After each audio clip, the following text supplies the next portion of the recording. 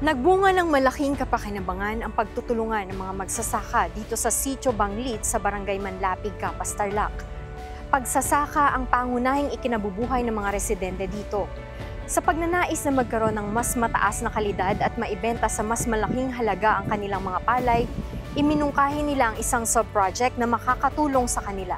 Kaya naman kaisa ang Kalahi Seeds o Kapit Bisig Laban sa Kahirapan, Comprehensive and Integrated Delivery of Social Services na bigyang solusyon nila ng sama-sama ang matagal na nilang problema. Ano ito at paano nila nasolusyonan sa tulong ng programang Kalahi Seeds ng DSWD? Alamin yan dito lamang sa kwento ng pag-asa at pagbabago.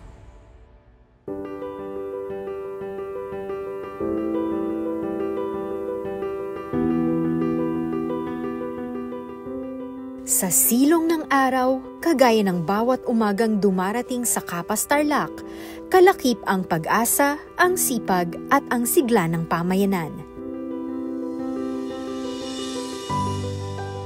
Isang bagong istruktura para sa mga magsasaka ang naisakatuparan mula sa kanilang bukas loob na pagkilos sa ilalim ng Kapit Bisig Laban sa Kahirapan, Comprehensive and Integrated Delivery of Social Services o Kalahi Seeds ng Department of Social Welfare and Development. Ang Solar Dryer with Storage Shed Sub-Project. Naglaan ang DSWD Kalahi Seeds ng pondo noong 2024 na nagbigay daan sa higit 100 metrong solar dryer ng mga magsasaka sa Sitio Banglit, Barangay Manlapig, Capas, Tarlac. Nag-identify po ng top 3 problems ng barangay. Yun nga pa, ang mga lumitaw is yung barangay road, kakulangan sa kita ng mga magsasaka, and pangangailangan doon sa medical.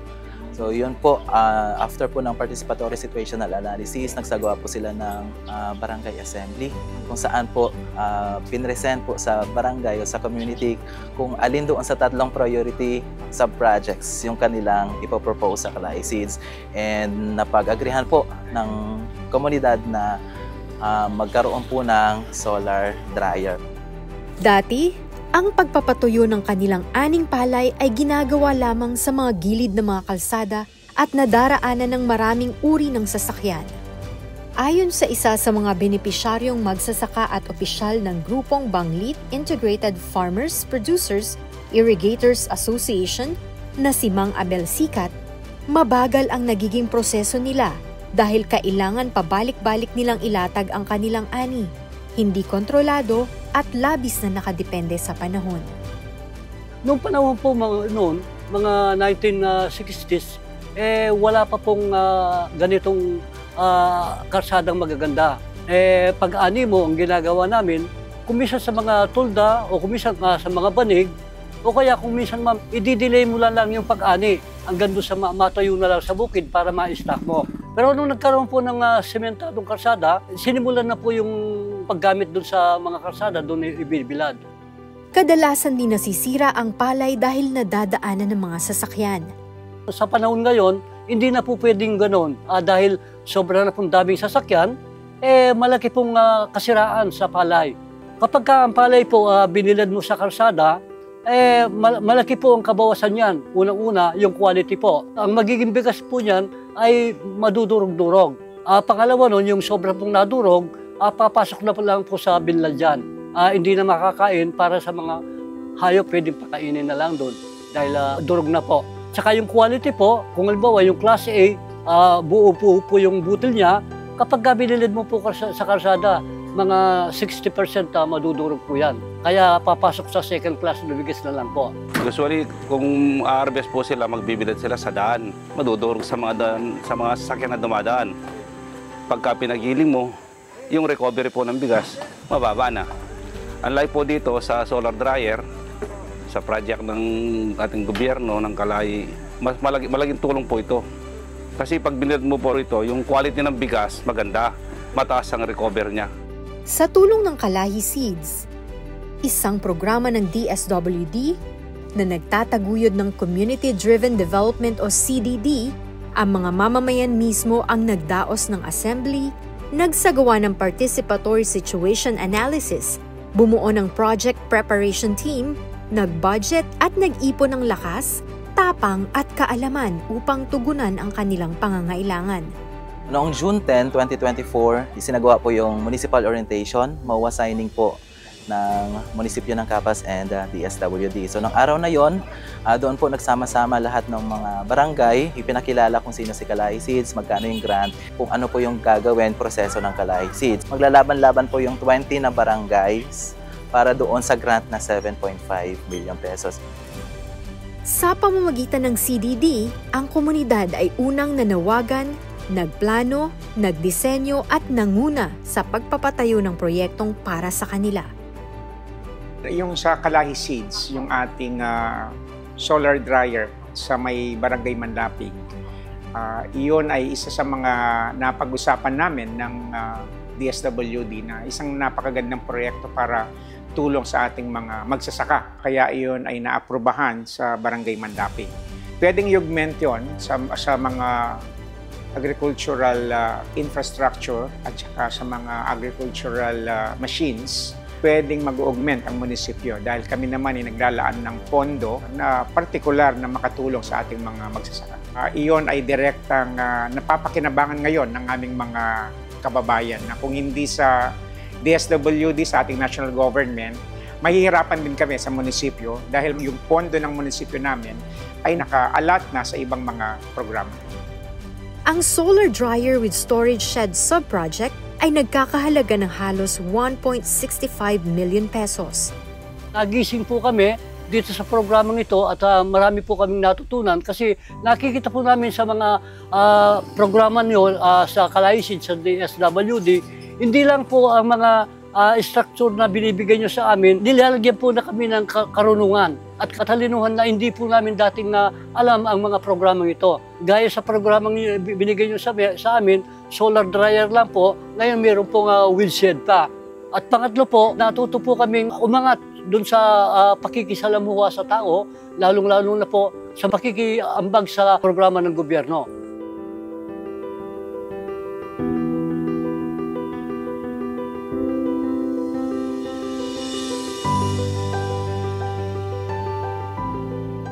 Sinimulan nilang gawin ang solar dryer noong Pebrero 2025. At natapos naman noong Marso ng kaparehong taon.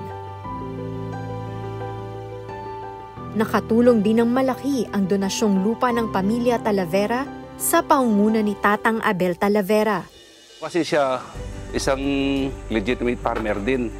Kaya nakikita niya rin sa sarili niya, pag nag-harvest siya, nagbibili din siya sa daan. Kaya talagang interesado siyang mag-donate ng lupa.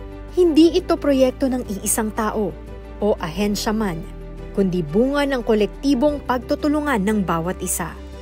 Kami po ay 80 members, 80 farmers with 137 hectares more or less. Ito po ay malaking biyaya sa amin ito. Kaya angad namin na ito pong ating ginawang ito ay aming pagsisikapan na hindi po siya masisira. Ipag-maintain po nito, pangunahing gawin po namin ito para panimulan ng magiging pondo namin na gagamitin dito po sa gaya kung halimbawa magbibilad kami. Ang solar dryer ay isang strukturang dinisenyo upang mailatag na maayos ang palay sa ilalim ng init ng araw at patuyuin ang produkto ng mas mabilis, mas ligtas at malinis kaysa tradisyonal na paraan, kung saan pinapatuyo lamang ito sa libreng espasyo sa mga daanan. Ganito ang ginagawa ng ating mga magsasaka sa inani nilang palay. Binibilad nila dito sa solar dryer. Kasi kung doon sa kalsada ibibilad, bababa ang kalidad. At saka kapag na-stock at hindi na ibilad, mabubulok, hindi mapapakinabangan. Nagiging cause din ng aksidente kung doon sa gitna ng kalsada. Kaya mas maganda dito sa kanilang sub-project na solar dryer, mas mataas ang kalidad ng kanilang palay.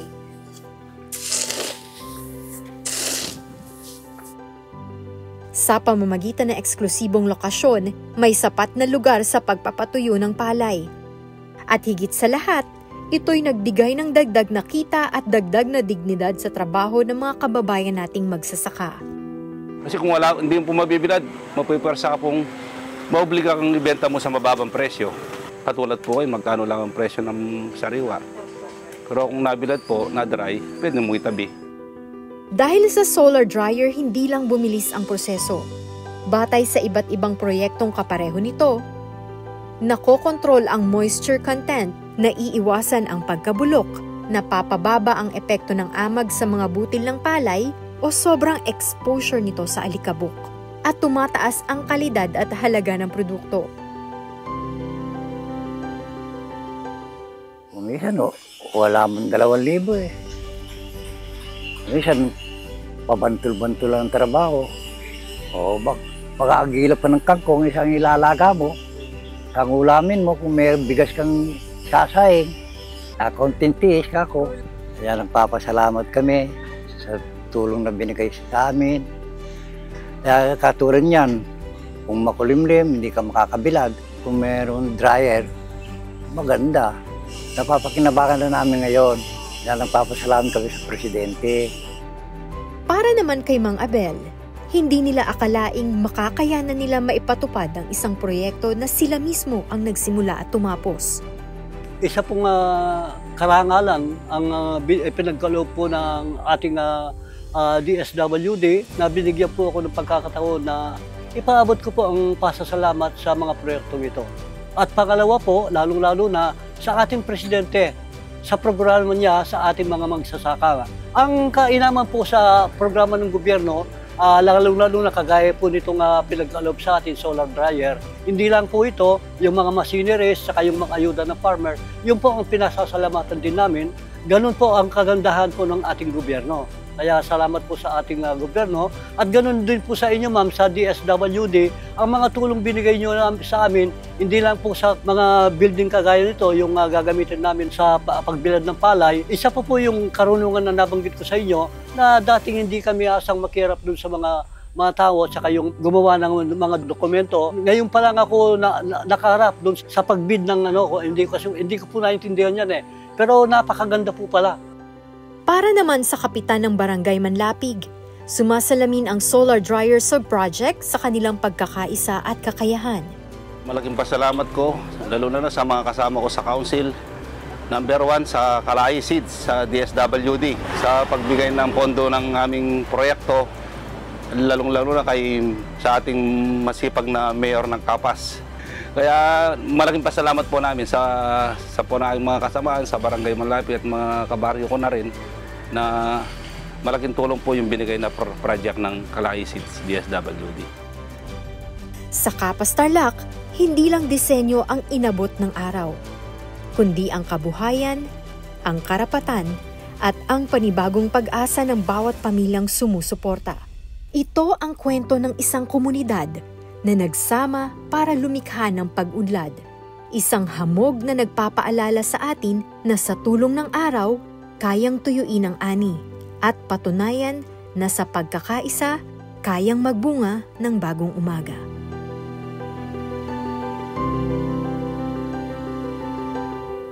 Bawat pagpatak ng pawis na magbubukid ay katumbas ng bawat butil ng kanin na maihahain. Kung wala sila, paano na lang ang agrikultura? Kaya napakahalaga na matibay na suporta para sa pangangailangan ng ating magsasaka. Sila na kahit sa maliit na paraan ay nakakapag-ambag sa pagtiyak na may pagkain ang pangkalahatan.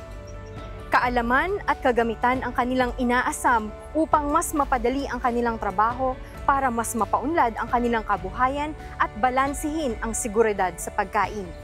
Dahil para sa DSWD, hindi lang buhay, kundi pati butil ng palay na inaani ng magsasaka ay mahalaga.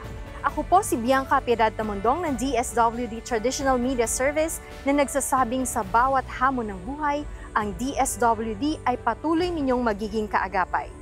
Hanggang sa susunod na Martes, abangan po ninyong muli ang isa pang kwento ng pag-asa at pagbabago.